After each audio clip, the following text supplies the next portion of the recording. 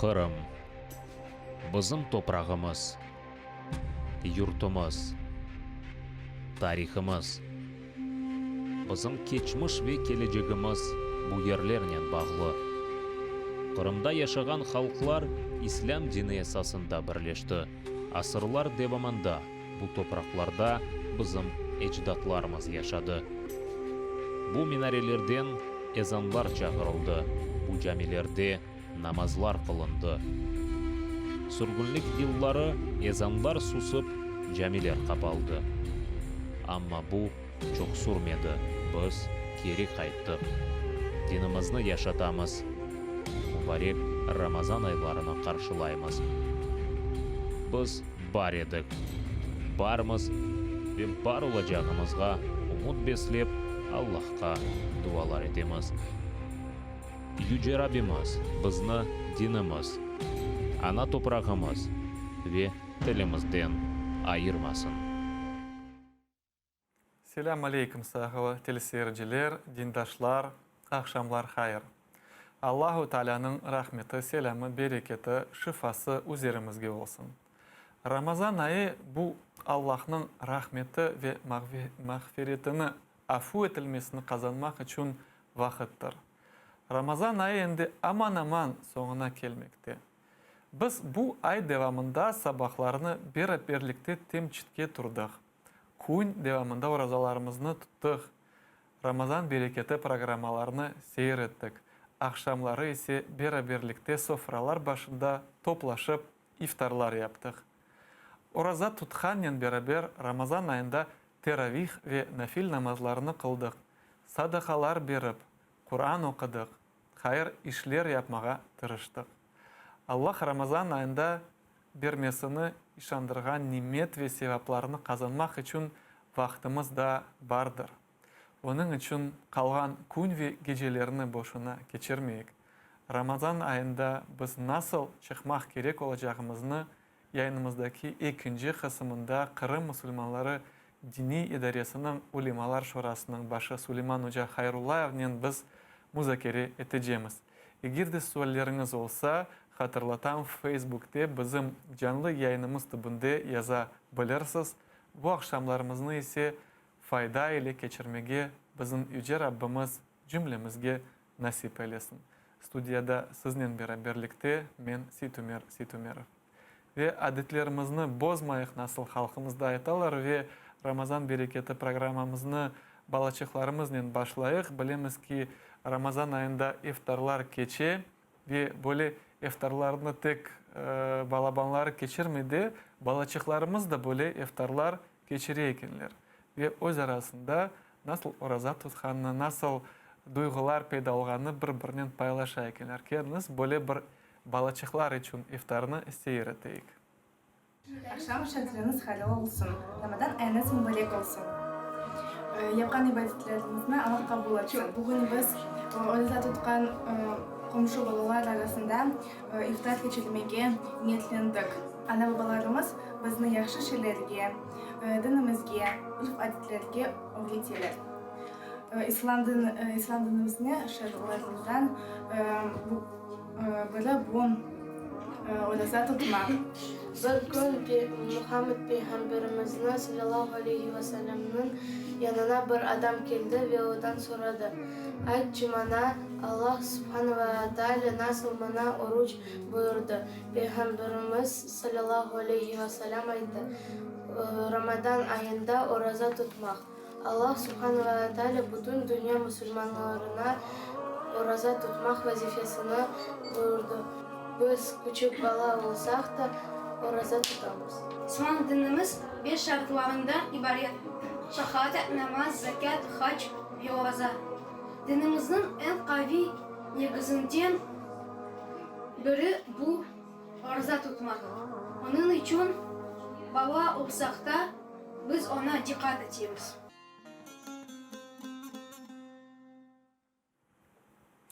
Çok sağ olsun balaçıklarımız. Böyle tacipli şekilde öz duygularını paylaştılar Ramazan hakkında. Allah onların da bizim de tutkan orazalarımızı, yapkan ibadetlerimizi kabul eylesin. Ve Ramazan nefesi rubrikamızga geçmek ister edim, saygılı teleseyirciler. Bilemiz ki aman aman bayram keliyata. Ramazan bayramı bu dini bizim iki bayramımızdan birisidir. Bu bayram günü nasıl geçirmelimiz? Bayram namaz ve asıl da bayramga nasıl hazırlıklar yapmalımız? Bu suallerge Kırım Müslümanlarının dini dairəsinin muftisi Aydar Hoca Rustemov bizge öz cevaplarını verecek. Keliniz beraber seyrettik.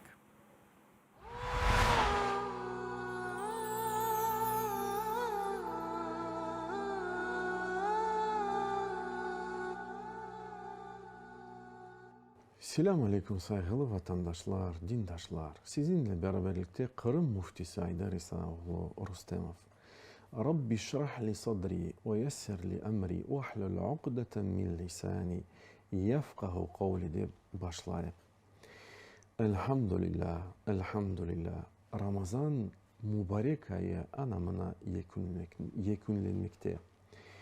Ve aslında Müslümanın böyle karışık şuurları ola. Ben bizzat özüm hakkında laf yürsetim. Bir taraftan kıvanç çünkü bayram yaklaşa. İkinci taraftan da gam. Gam ne için? Çünkü Ramazan bitken son Allah subhanahu teala bağışlayan fırsatlar, imkaniyetler bitecek. Cennetlerinin kapıları kapatılacak, cehennemlerinin kapıları açılacak, şeytanlar ise azat bırakılacak ve hayatımız adi istikametine kaytacaktır. Ama ne olsa olsun bunu bilmek gerekmez ki bayram günde Müslüman, mümin kalbi, yüreği ferah olmalı. Çünkü bu bayram günüdür.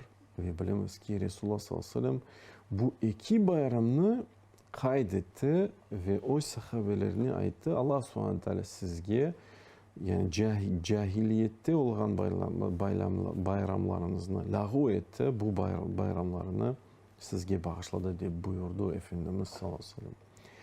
Onun için bizim yüreklerimiz kıvanç, ferahlı olmalı bayram günlerde. Şimdi ise bayram günde ne yapmak gerektir sünnetimizge göre? Bu akta laf yürütmeye istedim. Elbette ki Peygamberimiz Muhammed sallallahu aleyhi ve sellem ne yapaydı? Bayram namazına çıkmazdan evvel yuvinaydı. Tamamen gusül alaydı. Sonra en iyisi elbiseni giyeydi. Üçüncüsünden bayram namazına çıkmazdan evvel çiftsiz sayısında bir hurma aşağıydı. Hurma olmasa bir tatlı olabilir.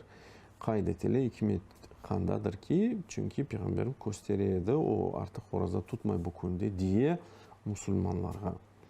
Kurban bayram namazına tam aksine Peygamberimiz hiçbir şey yaşamaydı. Namazdan sonra kurban keseydi. Kurban etlerden aşağıydı. Sonra misklerini kullanmaya. Eğer karantinler bitmesi inşallah biter de ve imkaniyet olacak bayram namazlarını yapmaya, bir yoldan barmaya ve başka yoldan gitmeye kendi teşvik etili ve sünnettir.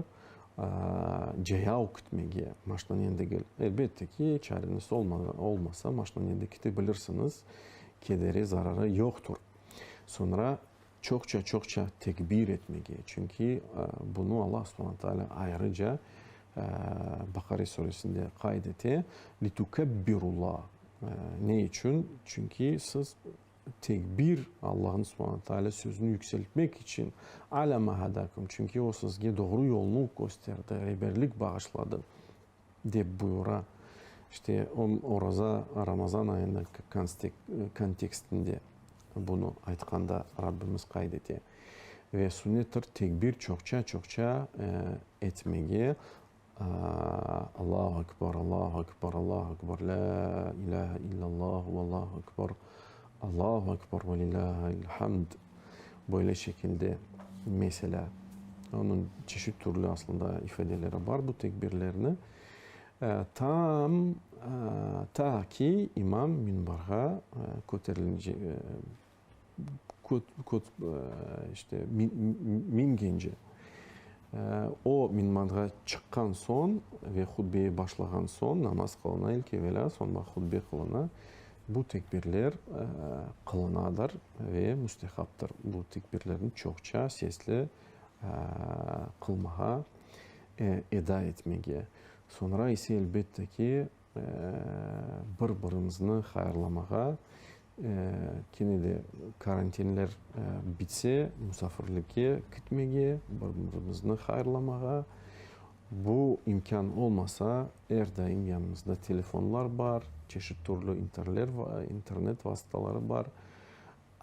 Akrabalarımızı, ilk evvela ana babalarımızı, soydaşlarımızı hayırlamağa, aramağa, seslerini duymağa, en yaxşı işte tebrikler dilemeye ve ilahiri. Allah subhanahu teala hepimizden tutkan orazalarımızı kabul makbul eylesin ve hepimizge bu bayram günlerini en yaxşı şekilde geçirmeye nasip eylesin. Ve sallallahu ala nabiyyina Muhammed ve ala alihi ve sahbihi ecmaîn.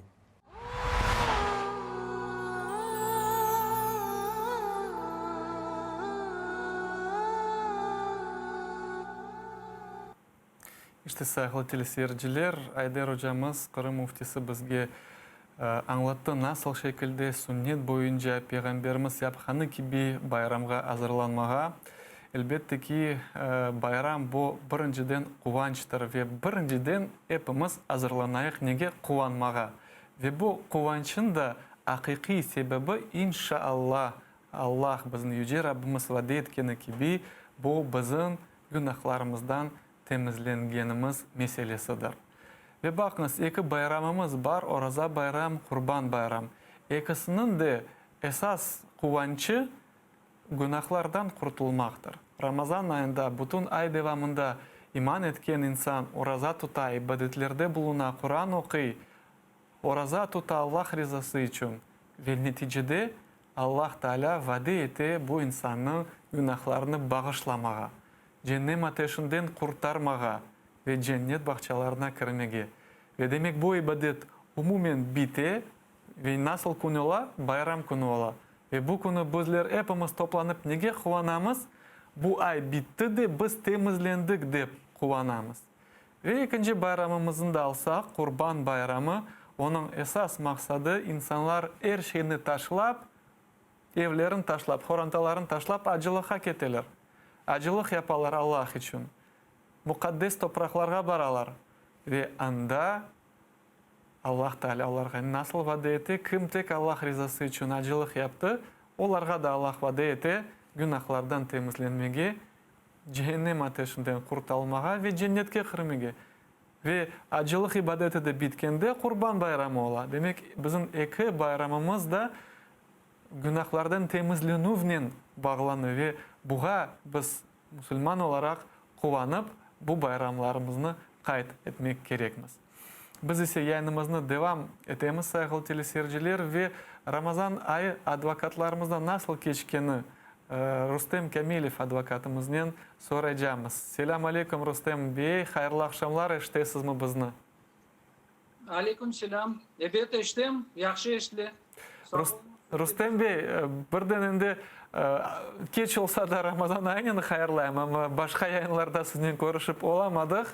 Bu ay mübarek ay endi bitmekte, sonki günlerinde bulunamız. Bu mübarek ay siz için nasıl geçti? Nasıl duygular kaldı? Böyle duygularımız var. İşte mende özümde şahsi duygularım. Bu ayda çok halkımızın arasında çok adamlar oraza tutup başladı.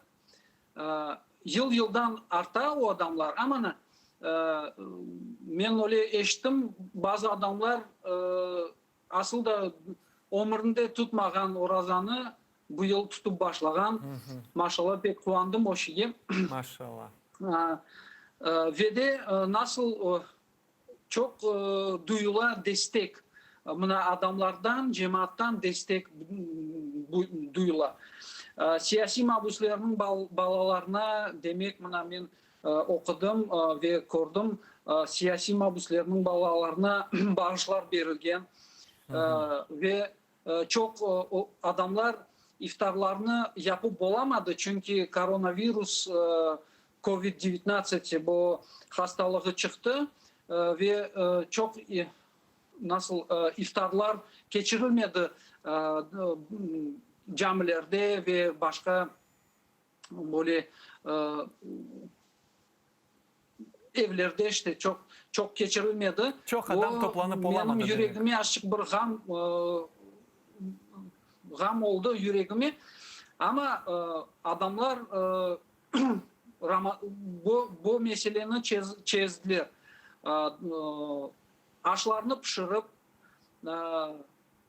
sokaklarda özün komşularına darkatıp verdiler bu iftarlarını ve öyle sevaplarını kazanıp duaları etildi işte. Elhamdülillah bu meselede işte böyle duygular böyle nasıl aytayım da öyle yüreğime yaxşı oldu. Beğendim işte. Halkımız böyle sımsıkı Allah'ın dinine sarılıp kendi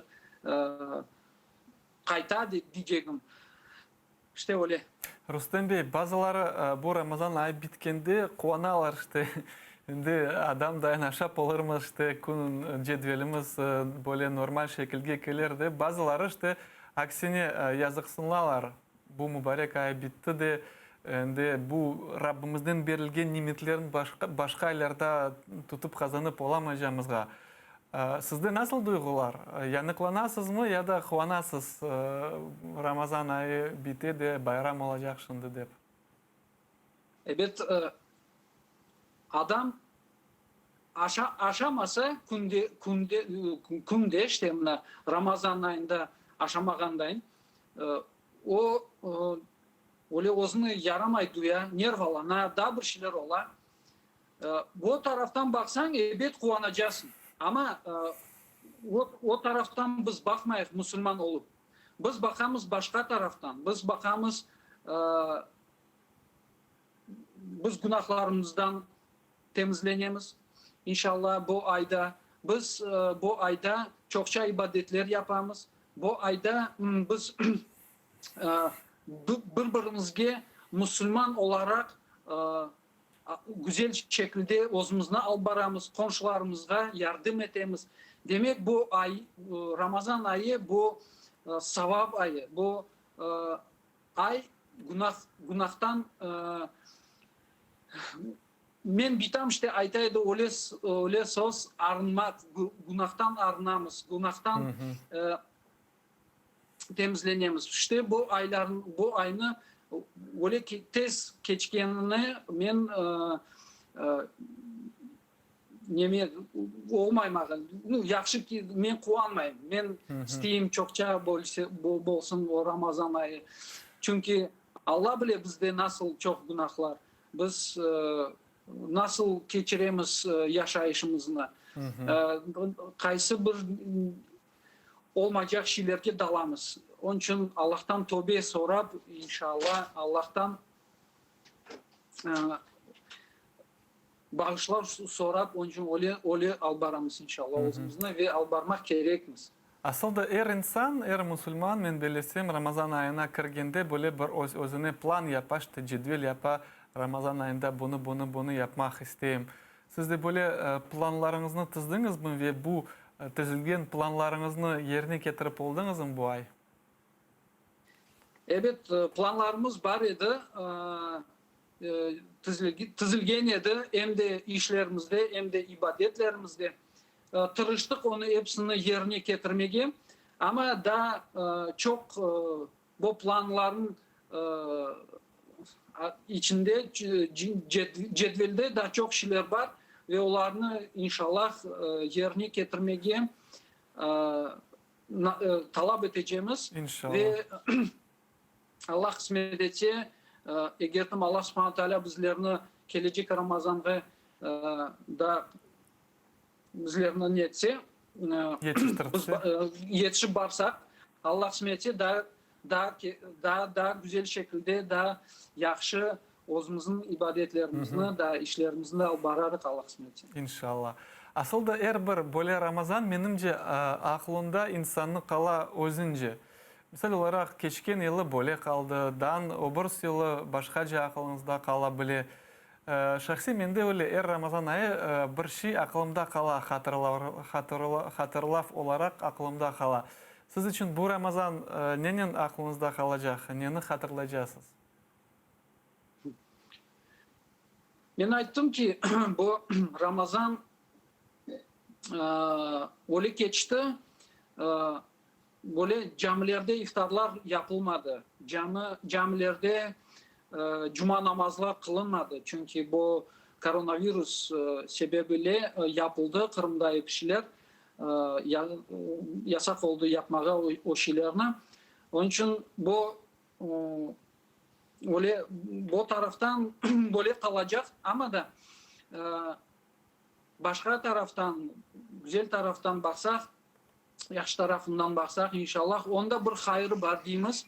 Peygamberimizin hadisine göre hadisine uyup inşallah onun hayrı var ve bu Müslümanlara Allah kısmetse Kırım Tatar Müslümanlarına bizim halkımızga olmak gerek öyle bir misal bu misaldan yaxşı bir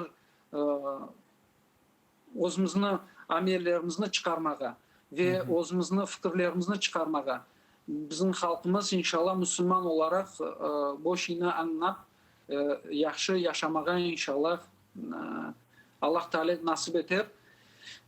Ben belesem çünkü halkımız aytdım yıldan çokça orazanı tutup başlayır, namazlarını kılıp başlayırlar. Demek dinine, özünün dinine, Müslüman dinine çokça emniyet verir. Ve bayram arifesinde bulunamız sonki günlerimizde bizim bakan teleseyircilerimizge, halkımızga, umumen ümmetimizge bu arife günü ne teler ediniz? Benim tileklerim inşallah öyle ki Allah subhanahu teala bizim halkımızga bugünkü sınavlardan geçmeye yardımcı olsun. Amin. Siyasi mağduslar, bu ballar, hapishanede oturan ballarımız terörist değil, ekstremist değil. Onların korantalarına Allah subhanahu teala sabırlar versin ve bizim halkımızga sabırlar versin. Güzel şekilde bu imtihandan geçmeye nasip etsin. Amin. Ve bütün Müslüman ümmetine ebedde bizim halkımızga hayırlı bayramlar olsun.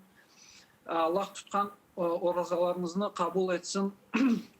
Yapan ibadetlerimizi kabul etsin. Allah subhanahu teala cehennem ateşinden bizini cehennem ateşini Allah subhanahu teala bizlerini Kurtulmağa yardım etsin inşallah. Yardım etsin evet. Ve cennetli olmağa, cennet ehlinden olmağa Allah subhanahu teala nasip etsin. Amin. Şu dileklerim var. Allah subhanahu teala razı olsun. Bizlerden, hepimizden ve sizlerden. Sağ olunuz.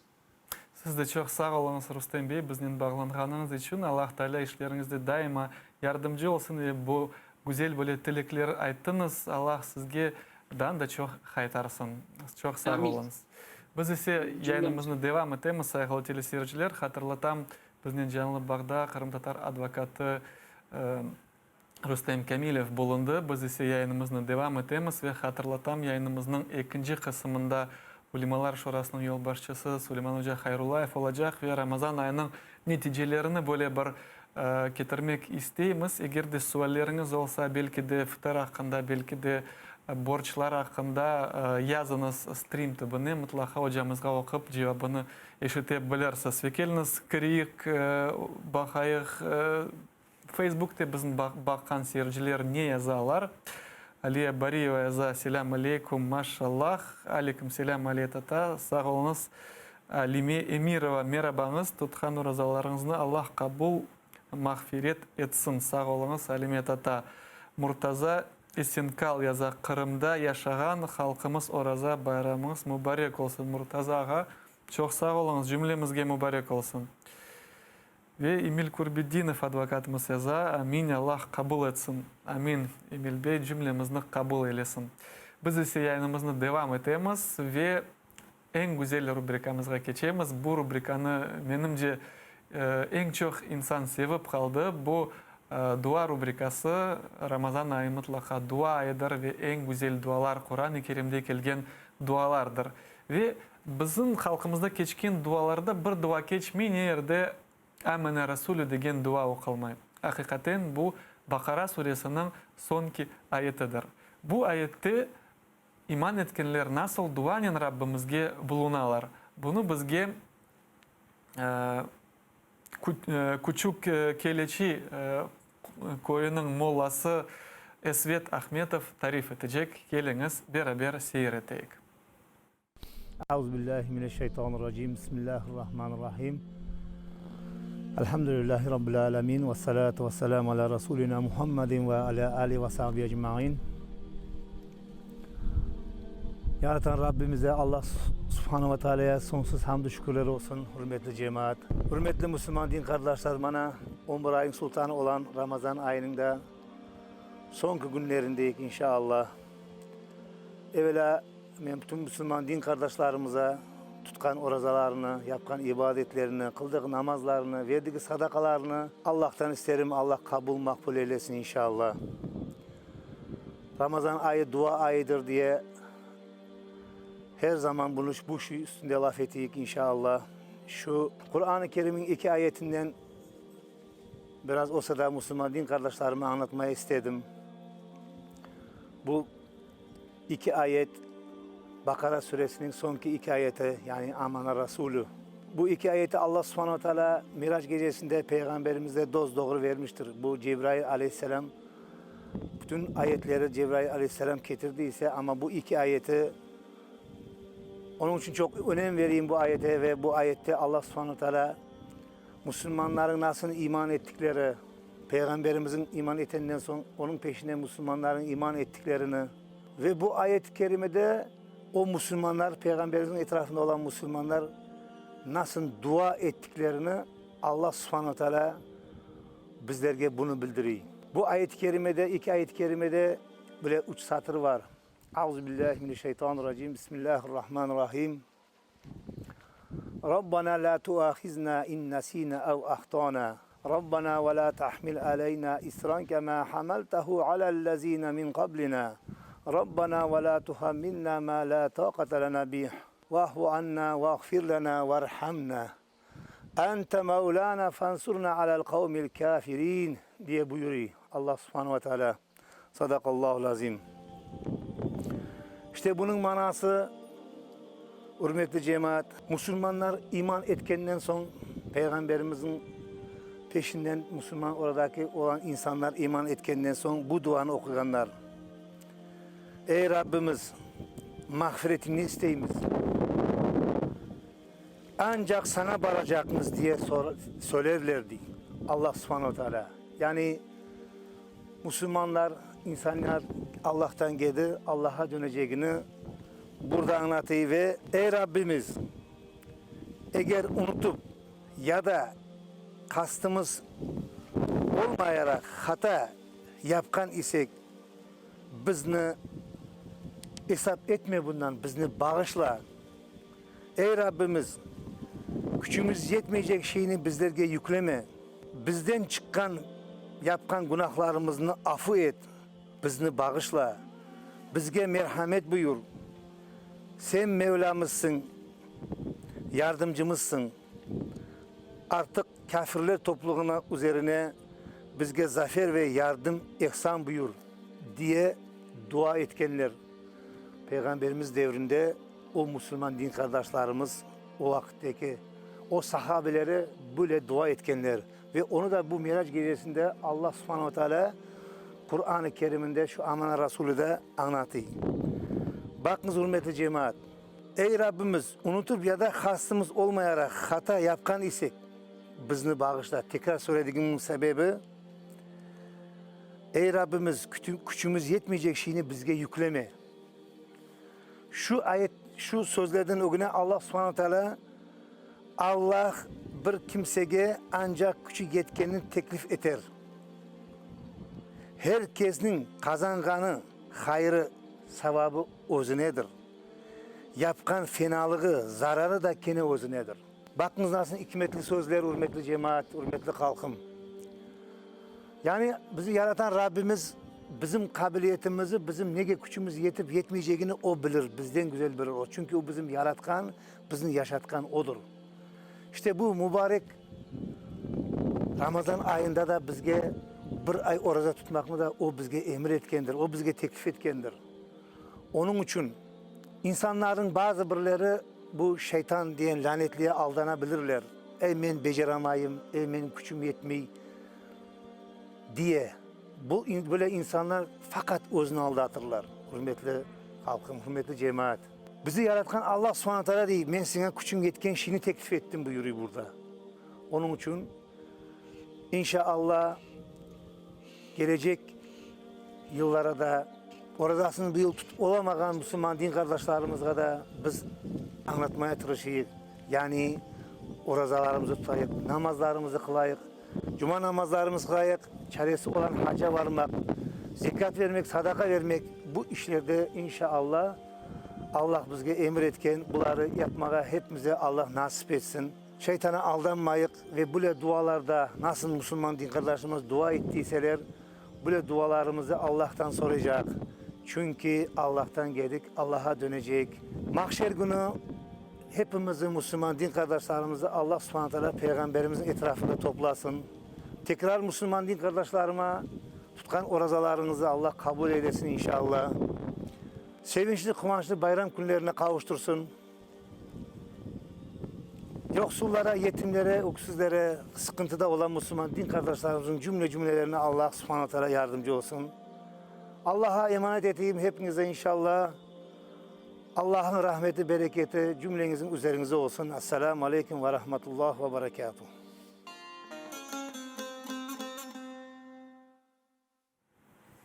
Çok sağ olsun bizim mollalarımız, imamlarımız Kırım'dan böyle video levhalar yazıp çıkışta bulunup öz bilgilerini bizden paylaşkanları için Allah hepsinden razı olsun ve biz yayınımızı devam etemiz ve aytkanıma göre yayınımızga Ulemalar Şurası'nın yol başçısı Süleyman Hoca Hayrullayev hoşula. Selamun Aleyküm Süleyman Hoca.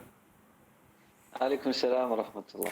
Hayırlı akşamlar dileyim sizge Süleyman Hoca ve Ramazan ayı endi finish çizgisine keliyata ve aman aman bizim şerifli sultanımız tezden bizden ketecek. Bu haqda duygularınız nasıl hocam?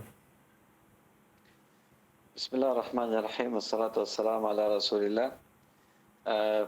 En beklenen ayımız bu Ramazan ayı ve en sevimli ay bu Ramazan ayı. Bu ayını biz bütün yıl bekledik ve öyle güzel ayını gitken vakit nasıl duygular olabilir, yani bir sıkıntı bir duygular var. Lakin her şey Allah'tan, bu Allah'ın sünnetidir. Yani bu dünyada Allah böyle bizlerge gösterdi. En sevgen günleri ya da en sevimli aylarını ya da en sevimli insanlarını biz bir vakit ondan ayrışırız. Ve onun için bu Allah'ın sünneti kimer vakit bizi kuvandıra ve kele öyle vakitler ve zamanlar yüreğimiz tikaran sık ola ve onun için Allah'a daima her vakit şükürler olsun. Evet, her vakit bir şekilde olsak berilgen nimetimizni duyup olamaz edik galiba men düşünsem. Ama ayının sonuna kadar da bazı vakitler var da nasıl güzel ameller yapıp yetiştirmeye bilemiz.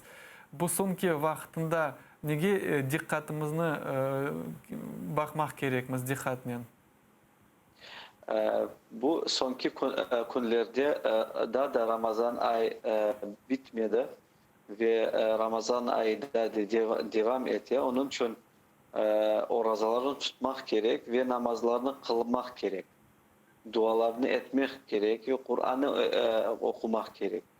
Lakin bilmek gerek, şimdi fitr sadakanın vaktidir. Onun için en yani mühim bir amellerden bu fitr. İşte saygılı teleseyirciler, bağımız bozuldu ama biz şimdi talep edeceğimiz bağımızı düzeltmege.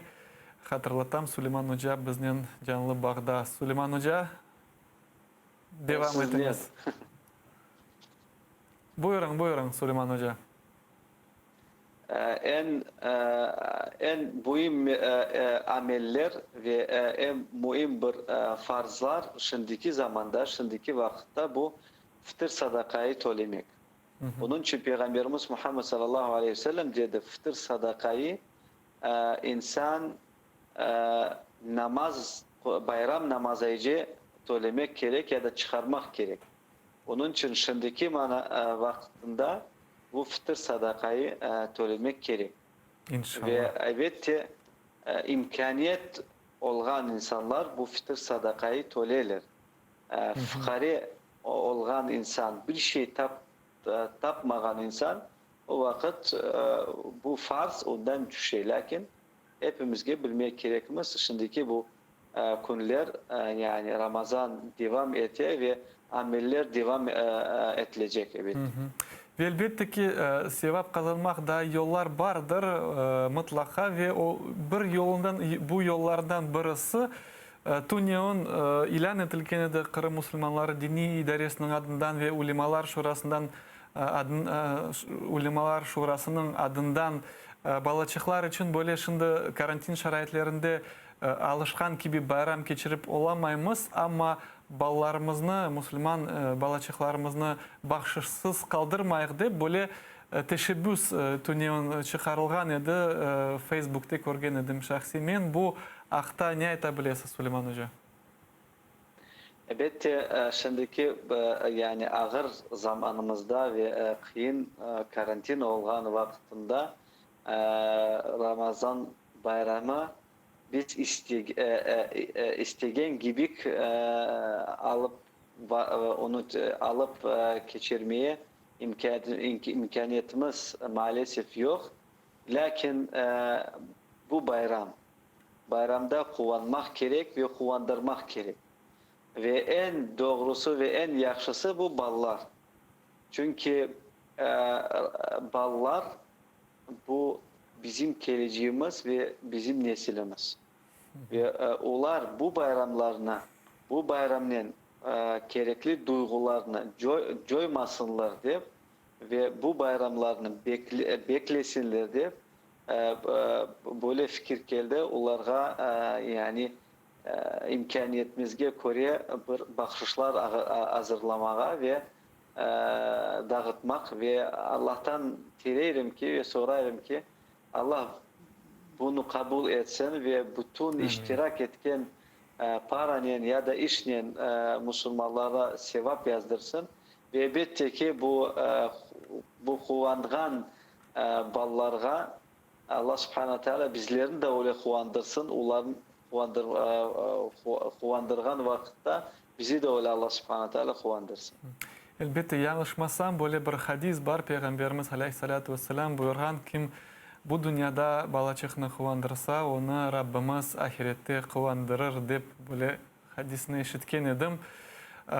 Mutlaka Allah Teala kabul etsin kim bu teşebbüske koşulur. Demek istegen insan Ulemalar Şurası'nın işte böyle sayfelerine ya da Kırım Müslümanlar Dini İdaresi'nin sayfelerine kırıp anda malumatını alabilirler, doğru mu? Doğru. Süleyman Hoca, kaytsak kendi mevzumuzga Ramazan ayının sağlıklaşıp meselesini sünnetimiz boyunca Peygamberimiz yapkan gibi nasıl bu ayının sağlıklaşmak layıktır? Peygamberimiz Muhammed sallallahu aleyhi ve sellem bu aynen biz aytkanımız gibi fitr sadakanın savuluşaydı. Çünkü dedi Peygamberimiz insan Ramazan ayında belki bir hatalar yaptı. Lakin bu fıtır sadaka bu hatalarına sebep ola Allah bağışlar. Ve en yaxşı sağlığı Ramazan ayının bu Allah'a dua edip Allah Ramazan ayını kabul etsin. Çünkü Peygamberimizin sallallahu aleyhi ve sellem zamanında sahabiler yarım yıl Ramazan ayından sonra yarım yıl Allah'tan sonra edilir ve Allah'a dua edilir. Ey Allah'ım tutkan orazalarımızı, tutkan ibadetlerimizi kabul et. Onun için Ramazan ayda da Allah'a şükür devam etti ve Allah'ın nimetleri Allah'a şükür var. Lakin Ramazan ayının bu nimetler bitmiyor. Yani bizim hayatımız bitmiyor ve ibadetlerimiz de bitmiyor. Onun için bu Ramazan ayında yani o grengen duygularını ve o grengen ibadetlerini devam yapmaya gerek. Bu en bir esas bir derstir bizlerge Ramazan ayından son.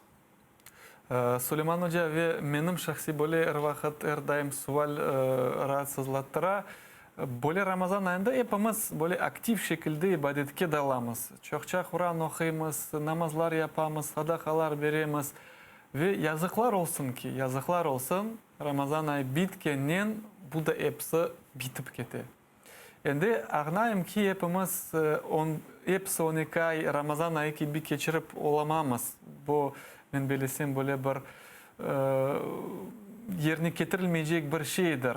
Ama bu basamakını, bu tüşüvünü azlaştırmak için ne yapmalıyız? Nasıl bu Ramazan ayında böyle yani güzel yapkan şeylerimizni daima başka 11 ayının özümüzden alıp gitmek ne yapmalıyız? Peygamberimiz Muhammed sallallahu aleyhi ve sellem o Ramazan ayından son 6 gün oruza tuttu. Şevval ayında. Peygamberimiz dedi kim Şevval ayında o 6 gün oruza tutsa Ramazan'la beraber Allah subhanahu teala ona sevabını bir yıl oruza tutkan gibi sevabını yazdırır.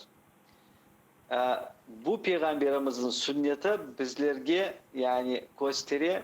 Ramazan ayından son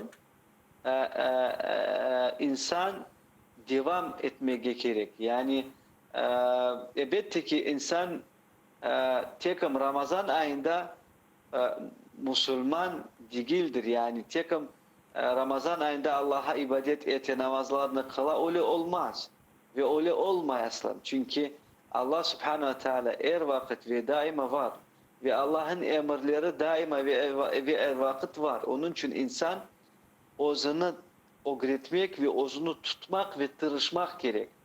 Yani Ramazan ayında bu bütün öğrengen amellerini devam etmek. Çünkü Ramazan ayı bu pek balaban medrese bizlerge.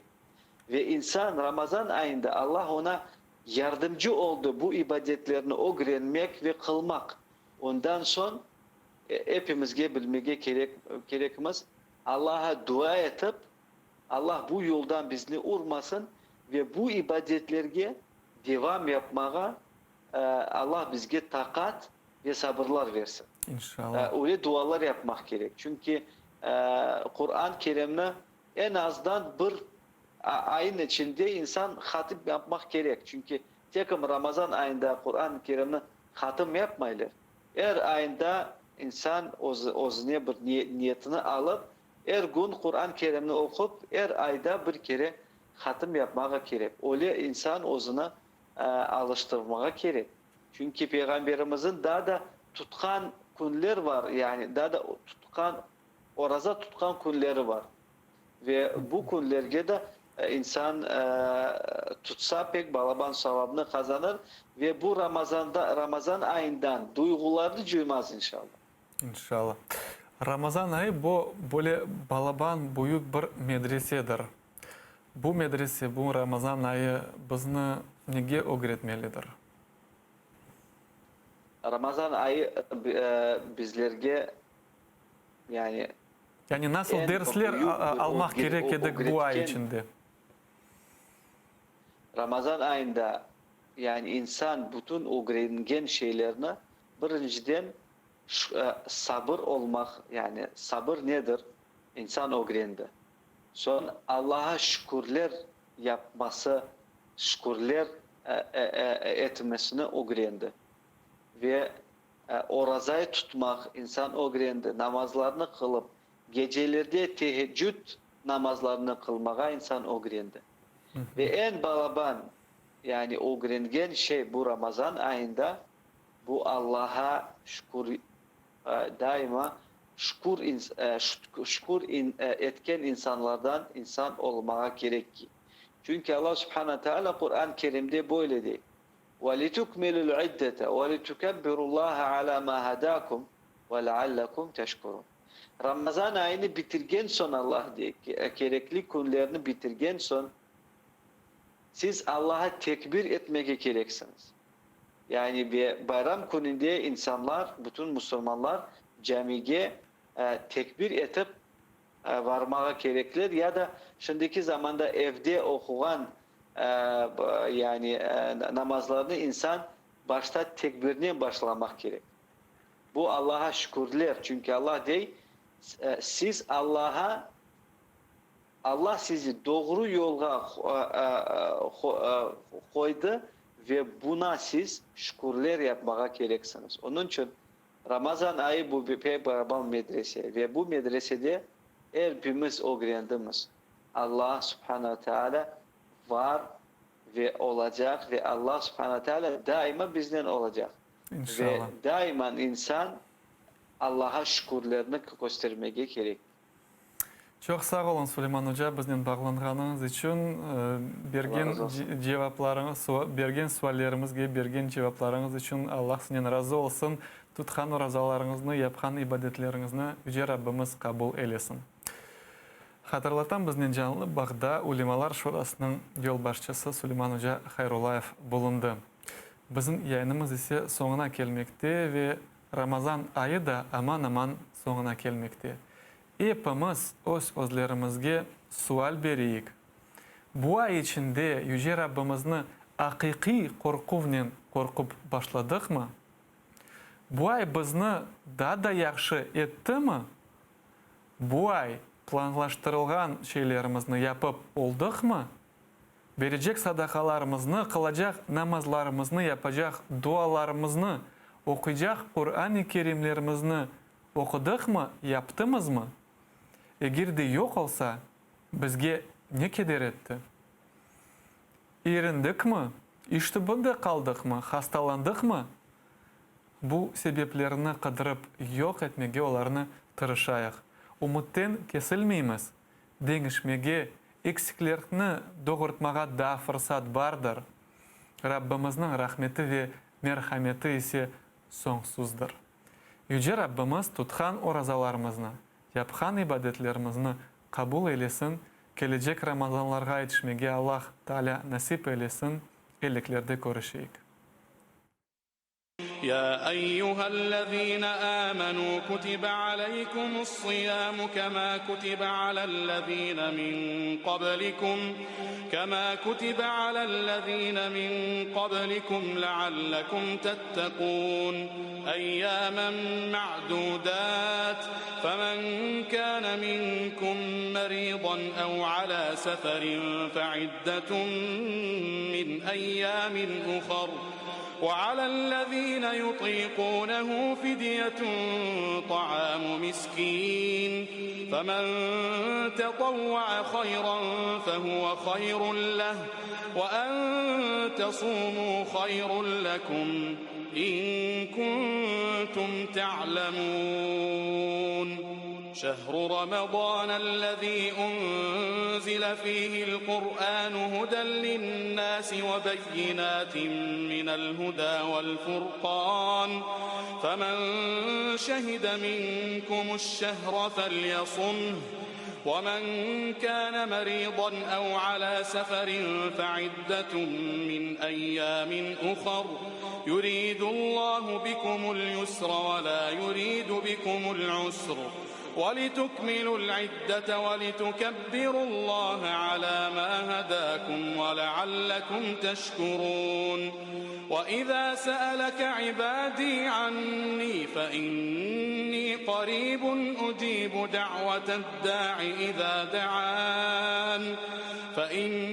قريب أجيب دعوة الداع إذا دعان فليستجيبوا لي وليؤمنوا بي لعلهم يرشدون